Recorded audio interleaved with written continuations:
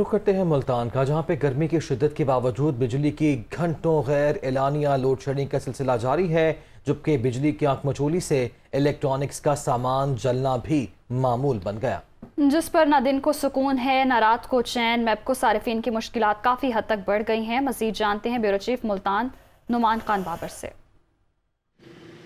जी बिल्कुल, मुल्तान में कम से कम दर्जा हरारत 30 सेंटीग्रेड है, जबकि ज़्यादा से ज़्यादा जो है 47 सेंटीग्रेड तक जामने का इम्कान है।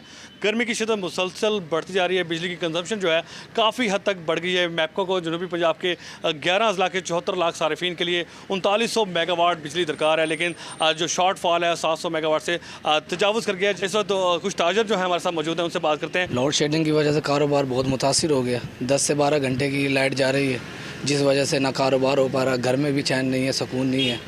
ये इन्होंने कहा था 1 मई से मतलब लोड शेडिंग नहीं करेंगे, लेकिन उसी वजह से भी कोई सूरत हाल नज़र नहीं आ रही।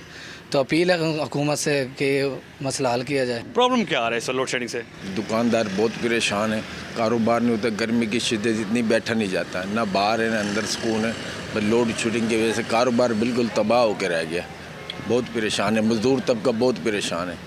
अब बिल्कुल तालीमी इदारों के हवाले से ये है कि यहाँ पर मैट्रिक इम्तहानात चल रहे हैं, बच्चों को पेपर देना मुश्किल हो गया है। पावरलूम इंडस्ट्री जो है वो बुरहान का शिकार है। मुतालबा यही किया जा रहा है कि लोड शेडिंग का कम से कम जो दौरानिया है वो मुख्तस किया जाए, ताकि लोगों को पता हो कि शेड्यूल के मुताबिक लोड शेडिंग होगी, वो अपने काम जो हैं वो कर लें। सूरत हाल जगह अब एहतजाज का सिलसिला भी जो है वो शुरू हो चुका है। मुख्तलिफ सियासी, समाजी और मजहबी तंजीमें जो हैं लोड शेडिंग के खिलाफ सरापा एहतजाज है। मुतालबा यही है कि लोड शेडिंग जो है कम से कम की जाए और उसका शेड्यूल दिया जाए।